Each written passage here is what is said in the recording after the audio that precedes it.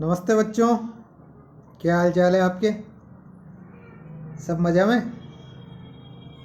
सुन लिया, बढ़िया ही है। चलिए, अपन व्यंजन संधि पढ़ रहे थे।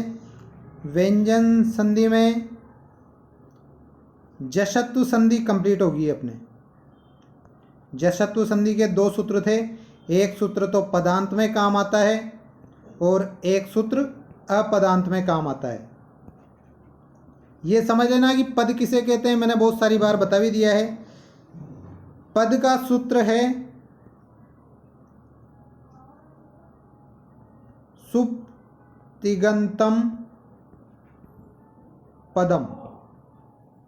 सुप्तिगंतम पदम, इसका मतलब क्या होता है कि जिस मूल शब्द के पीछे सुप और तिंग, सुप और तिंग प्रत्यय लगते हो, वही पद कहलाता है। पद कब कहलाएगा कोई भी शब्द? जब उसके पीछे या तो सुप प्रत्यय लग रहा हो या तिंग प्रत्यय लग रहा हो। अब ये सुप और तिंग प्रत्यय कहाँ लगते हैं? सुप प्रत्यय लगते हैं शब्द रूप में और तिंग प्रत्यय लगते हैं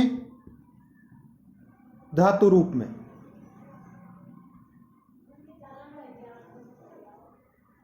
सुप प्रत्यय तो शब्द रूप बनाने के लिए और तिंग प्रत्यय धातु रूप बनाने के लिए। तो या तो वो शब्द रूप हो, जैसे राम रामो रामा रामम रामो रामान रामे राम, इस तरह से, या फिर वो धातु रूप हो, जैसे पठती पठता पठंती पठसी पठता पठत। अगर मैं कहूँ कि ये राम क्या पद है, तो ये पद नहीं है। ये पद कब बनेगा? जब राम में सुप प्रत्यय में से कोई भी एक प्रत्यय, मान लो पहला प्रत्यय ही सुप लगा, तब जाके इसका रूप बना रामः, तो ये रामः पद है। ठीक है, ये राम पद नहीं है, रामः ये पद है। पठ, यह पद है क्या? तो पठ पद नहीं है, क्योंकि यह मूल धातु है। इस पठ में तिंग प्रत्यय जब लग जाएगा तो क्या बनेगा? पठ प्लस तिंग बराबर होता है पठति, तो यह धातु का रूप हो गया। और जब इस तरह से यह रूप बन जाएगा तब यह पद बन जाएगा। तो पठ तो पद नहीं है, परंतु पठति पद है। समझने वाली बात थी। याद नहीं रहे तो इसको लिख लेना कि पद किसे कहते हैं। व्यंजन संधि में अपने अगली संधि चलेगी इश्चुत्व संधि। ये वैसे पहले नंबर पर आती है, पर अपन ने पहले नंबर पर यह नहीं पढ़ी, पहले नंबर पर पढ़ी अपन ने जशत्व। क्योंकि इन संधियों का क्रम यही है कि एक के बाद यदि दूसरा आए तो पहले ये संधि होगी, उसके बाद ये संधि होगी। तो लिख लीजिए इश्चुत्व संधि और इसका सूत्र।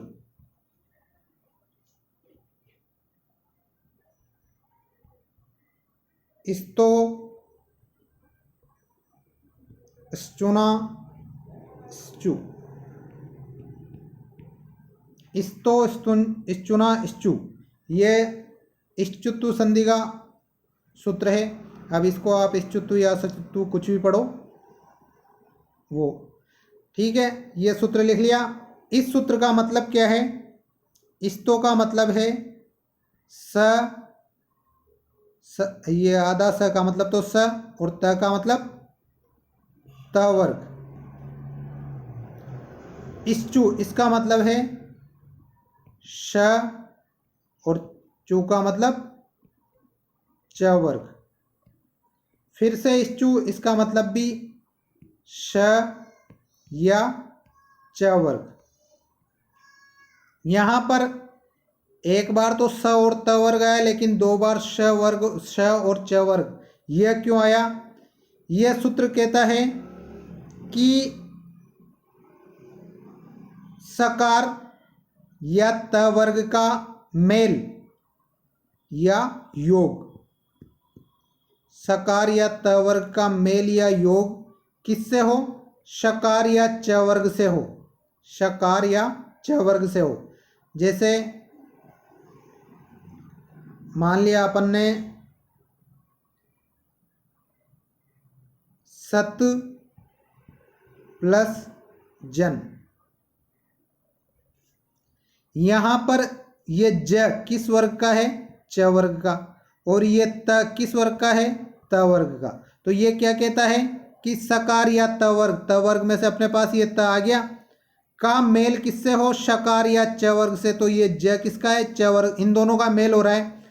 इन दोनों का मेल होने पर जो शकार या त वर्ग है वह भी शकार या च वर्ग में बदल जाएगा। अब यहां पर त, तो त की जगह क्या हो जाएगा? च हो जाएगा, और आगे रूप बनेगा, ये इतना समझ में आया होगा। आगे रूप बनेगा अपने पास सच प्लस जन। अब मैंने बताया था कि कौन सी संधि आती है? जशत्व संधि, क्योंकि त को जब च में बदलेंगे तो यही हो जाएगा। सॉरी, पहले आप इतना समझ लीजिए, इसको शब्द को मैं बाद में समझाऊंगा। ये सच जन नहीं होगा यहाँ पर, पहले कौन सी संधि होगी वो अभी समझाऊंगा। ठीक है, यदि सकार या त वर्ग का मेल सकार या च वर्ग से हो तो शकार या च वर्ग हो जाता है। डिटेल से इसकी व्याख्या लिखाऊंगा, अभी समझना है केवल आपको। अब देखिए,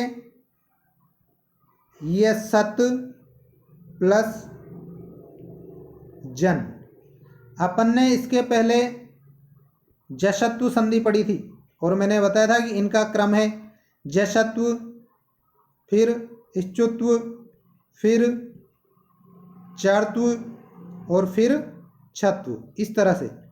तो सबसे पहले इन दोनों में कौन सी संधि होगी? जशत्व संधि होगी। अब जशत्व में क्या होता है? पहले वर्ण की जगह तीसरा वर्ण हो जाता है, या उसी वर्ग का तीसरा वर्ण हो जाएगा।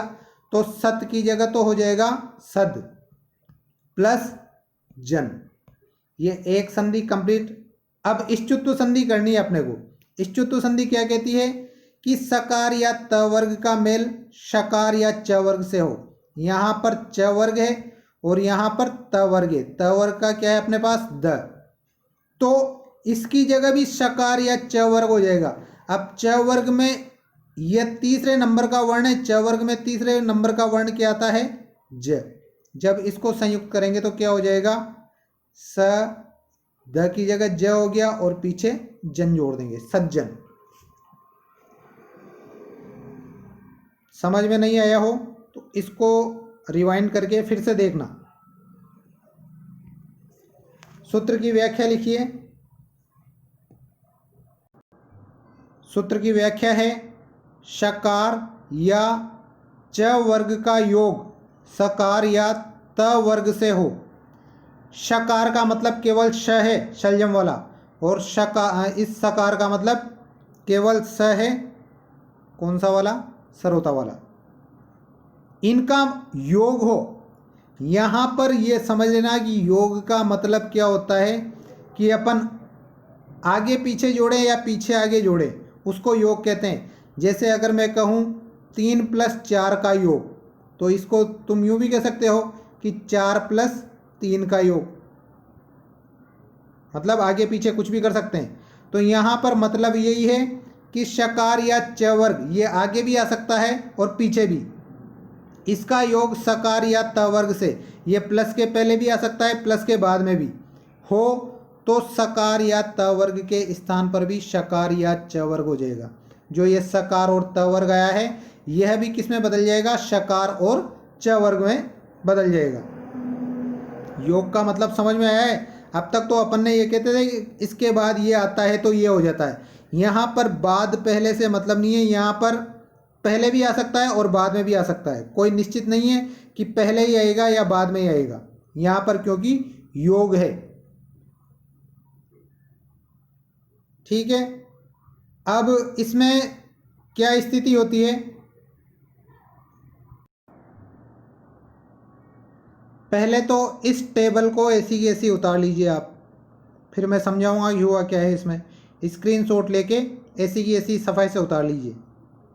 अब देखो ये क्या कह रहा है कि श च छ ज झ ये इसके साथ प्लस हो स त थ द ध न, इसके साथ इनमें से कोई भी वर्ण प्लस हो, इन पूरों के साथ इन पूरों में से कोई सा भी वर्ण प्लस हो, या फिर ये जो सारे के सारे हैं इनके साथ इनमें से कोई सा भी वर्ण प्लस हो, तब कंडीशन कोई भी हो, बदलना किसको है, केवल इसी को बदलना है। और इसको किस में बदलेंगे, स की जगह तो हो जाएगा श, त की जगह हो जाएगा च, थ की जगह हो जाएगा द, थ की जगह हो जाएगा छ, द की जगह ज, ध की जगह झ और न की जगह ये यहाँ पर छ है छ और ये थ है। मतलब कैसी भी परिस्थिति आ जाए, अगर इस तरह से बन रही है तो बदलेगा यही वाला स और त वर्ग ही बदलेगा। और किस में बदलेगा, ये स और च वर्ग में। ये टेबल उतार ली होगी आपने। अब उदाहरण से समझते हैं। जैसे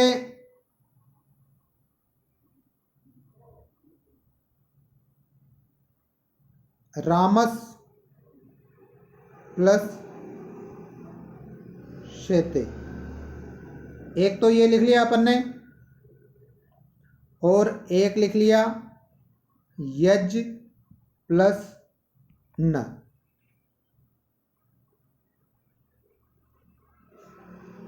यहां पर समझना है अपने को, सूत्र क्या कहता है कि सकार या त वर्ग का मेल शकार या च वर्ग से हो तो जो शकार या त वर्ग है वह बदल जाएगा। किस में बदलेगा, शकार या च वर्ग में। अब जो मैंने टेबल लिखा है उसमें बताया है कि बदलेगा इधर वाला सही, और ये किस में बदलेगा, इस स में बदल जाएगा। तो क्या हो जाएगा, रामश यादा स है, पीछे वाला शेते जोड़ देंगे, रामश शेते। ठीक है, इसको देखते हैं। यहां पर सकार या त वर्ग आगे आया है, अब यहां पर सकार या त वर्ग पीछे आया है। ये न किस वर्ग का है, त वर्ग का, तो यहां पर पीछे आया है। और ये किसका है, च वर्ग का, यहां पर ये च वर्ग आगे आया है। देखिए क्या कंडीशन बनेगी, यज, ये तो ऐसा का ऐसा ही रहेगा, बदलना किसको है, स या त वर्ग को ही। ये त वर्ग में केवल ये अपने यहाँ न है, तो न किस में बदलेगा, मैंने जो टेबल लिखाई है उसमें बताया है कि न ये में बदलता है, तो न किस में बदल जाएगा, ये में। अब क्या हुआ, ये ज ये, और मैंने जो इसके पहले वाला वीडियो बताया था उसमें बताया था संयुक्त वर्ण या संयुक्त व्यंजन। तो संयुक्त व्यंजन में ज प्लस ये प्लस अ, इनसे मिलके क्या बनता है, ये बनता है। तो यज प्लस ये क्या हो जाएगा, संयुक्त करेंगे तो यज्ञ, क्या हो जाएगा, यज्ञ। मेरे हिसाब से समझ में आया होगा। चाहे आगे हो चाहे पीछे हो, आगे रहे या पीछे रहे, बदलेगा सकार और त वर्ग ही, ये ध्यान रखना है। यदि शकार और च वर्ग आ जाए तो उसका आपको कुछ नहीं करना है, वो वैसा का वैसा ही रहेगा। बदलेगा कौन, सकार और त वर्ग। ठीक है, कुछ सीमित शब्द हैं वही आते हैं बार बार, और उन्हीं को आपको याद कर लेना है। अगर ज़्यादा कन्फ्यूजन हो तो उन शब्दों को वैसे के वैसे याद कर लेना है। संधि विच्छेद देख लेते हैं एक आध शब्द की। जैसे रामस चिनौती, यहां पर अपन दो शब्द देखें तो अपने को कौन कौन से मिल रहे हैं, रामस प्लस चिनौती। अभी अपन ने परिवर्तन नहीं किया है। अब जब देखेंगे तो अगर इस च को बदलना चाहें अपन तो च को त में बदलेंगे तो हो जाएगा तिनोती। तिनोती जैसा तो कोई शब्द ही नहीं होता, तो मतलब ये च तो नहीं बदलेगा। अब ये च नहीं बदलेगा तो फिर अपने पास क्या बच रहा है, ये श। इस स को बदल कर देखते हैं ये किस में बदल जाएगा, स में। क्या हो जाएगा, रामस प्लस चिनोती। तो रामस चिनोती का संधि विच्छेद क्या होगा, रामस चिनोती। ठीक है, ये इसका संधि विच्छेद हो गया। कुछ शब्द जो आपको लिखने हैं, एक दो शब्द और बता देता हूं जो क्रमशः जिनमें संधि होती है। जैसे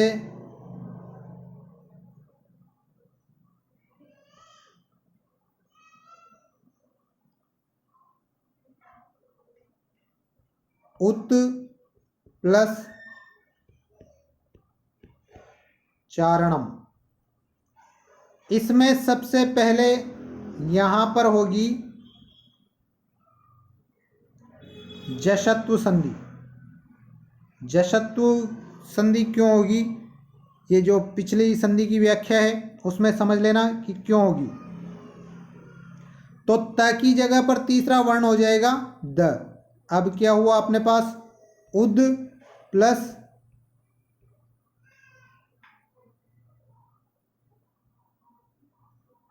सॉरी यहां पर जसत्व संधि नहीं होगी क्योंकि ये जसत्व संधि की शर्तों को पूरा नहीं कर रहा है, तो तीसरा वर्ण नहीं होगा। इसी त को बदल देंगे अपन सीधा ही, उच्च प्लस चारणम। त को ही बदलेंगे तो क्या हो जाएगा, च। उच्च प्लस चारणम, और जब संयुक्त करेंगे तो उच्चारणम। अब मैं आपको शब्द लिखा रहा हूं, उन शब्दों को करना है आपको। देखो यहां पर जसत्व संधि कब होती है, अपदांत में। अपदांत में कब होती है, जब वर्ग का तीसरा या चौथा वर्ण आए, तब जाके अपदांत में जसत्व संधि होती है, जलाम जस जसी से। तो ये जो च है ये तीसरा भी नहीं है चौथा भी नहीं है, पहला वर्ण है, इस वजह से यहां पर जसत्व संधि नहीं हुई है।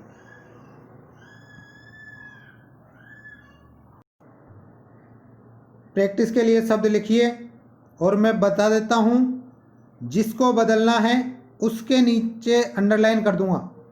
जैसे सारंगीन प्लस जय, तो इसमें यह न बदलना है आपको, धीरे धीरे समझ में आ जाएगा कि यही क्यों बदलना है। कस प्लस चित, इसमें यह स बदलना है। याच प्लस ना, इसमें यह ना बदलना है। उत प्लस ज्वल, इसमें यह त बदलना है। पर यहाँ पर यह ज तीसरा वर्ण है तो इससे पहले जशत्व संधि होगी, मतलब यह तीसरे वर्ण में चेंज होगा त। उत प्लस ज्वल, जशत्व संधि में जलाम जस जसी की वजह से यह तीसरा वर्ण आने के कारण यह त पहले द में चेंज होगा, फिर द बदलेगा। श्रीमत झटिति, यहाँ झ चौथा वर्ण है तो यहाँ भी पहले जसत्व संधि होगी। हरिस प्लस शेते, इसमें यह स बदलना है। सत प्लस छात्र, इसमें त बदलना है। रामस प्लस च, इसमें यह स बदलना है। शरत प्लस चंद्र, इसमें त बदलना है। तत् प्लस च, इसमें भी त बदलना है। कतिचित प्लस जना, इसमें भी त बदलना है। वृहत प्लस झर, यहां पर भी देखो ये झ चौथा वर्ण है तो तीसरा या चौथा वर्ण आ जाए तो पहले जशत्व संधि होगी, तो पहले जशत्व करना है, फिर उसके बाद इस त को बदलना है। जशत्व करेंगे तो त की जगह पर क्या हो जाएगा, द हो जाएगा। पहले इसको द करना है और फिर इश्चुत्व संधि करनी है। सत प्लस चित में ये त बदलेगा। राज प्लस न में ये राज आधा है, ये न बदलेगा। अब न बदल के क्या हो जाएगा, फिर ज और उसको संयुक्त करेंगे तो क्या होगा, ये मुझे अच्छी तरह से सोच समझ कर करना। महत प्लस ज्ञानम में ये त बदलेगा। देखो यहाँ पर जो ज्ञानम है ये ज और ये से मिलके बना हुआ है, मैंने अभी बताया थोड़ी देर पहले। तो ये च वर्ग का ज आ रहा है इस ज्ञानम में, इस वजह से यहाँ पर ये इष्टुत्व संधि होगी। सत प्लस चरित्रम में ये त बदलेगा, कदाचित प्लस च में ये त बदलेगा। ठीक है, यह सारे शब्द करने हैं आपको, और जो समझ में नहीं आए, जिस वजह से समझ में नहीं आए, वो सारी बातें आप मुझसे या तो ग्रुप में पूछ लेना या कमेंट करके पूछ लेना, मैं अलग से क्लियर कर दूंगा। इस संधि का एक अपवाद सूत्र है शात। यह शात सूत्र क्या कहता है, इसकी व्याख्या लिख लीजिए। शकार के बाद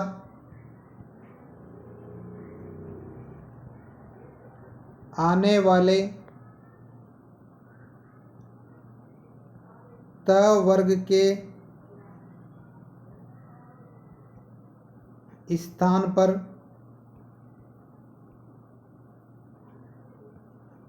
च वर्ग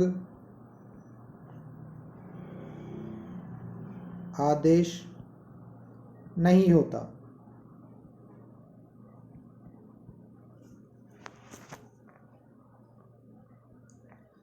स्थिति कैसी बनेगी इसमें, यदि श हो पहले और इसके बाद त वर्ग हो तो यह त वर्ग किसी में भी नहीं बदलेगा, ये त वर्ग का त वर्ग ही रहेगा, मतलब वैसा का वैसा ही उसे संयुक्त कर देंगे। लिख लिया ये। अब मैं समझाता हूं कि पहले वाले में और इस वाले सूत्र में क्या अपवाद है, मतलब क्या अंतर है। देखिए यह सूत्र कहता है कि सकार के बाद आने वाले त वर्ग, यदि शकार के बाद त वर्ग आता है, शकार के पहले आ जाएगा तब तो बदल जाएगा, परंतु बाद में आएगा तब नहीं बदलेगा। शकार के बाद केवल त वर्ग की बात हो रही है, यहाँ पर स की नहीं हो रही है, केवल त वर्ग। त वर्ग नहीं बदलेगा कौन सी स्थिति में, जब पहले तो श हो और बाद में त वर्ग हो। जैसे विष प्लस न, यहां पर पहले है श और उसके बाद में है अपने पास त वर्ग का न। ये न किस में आता है, त वर्ग में, त वर्ग का पंचम अक्षर है। तो यहां पर इसको बदलेंगे नहीं अपन, ऐसा का ऐसा ही संयुक्त कर देंगे। क्या हो जाएगा, विष्णु। समझने वाली बात यही है कि यदि श पहले हो और त वर्ग बाद में हो तब इष्टुत्व संधि का सूत्र काम नहीं करेगा। तब कौन सा सूत्र काम करेगा, सात। और सात क्या कहता है कि जो बाद में त वर्ग आएगा उसको मत बदलो, विष प्लस न। जैसे इसके उदाहरण लिख लीजिए, अश प्लस नाति, श प्लस ना, अश प्लस नित्यम, प्रश प्लस न, श प्लस नम और जश प्लस त्वम।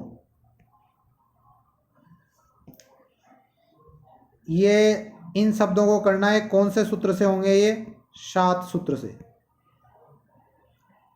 ठीक है, ये आपके इष्टुत्व संधि कंप्लीट। प्रश्न यदि इस तरह से बन जाए कि शात सूत्र किस संधि का अपवाद है या किस संधि का बाद करता है, किस संधि को रोकता है, तो कौन सी संधि को रोकता है ये, इश्चुत्व संधि को, क्योंकि इश्चुत्व संधि क्या कहती है, शकार या त वर्ग का मेल किससे हो, सकार या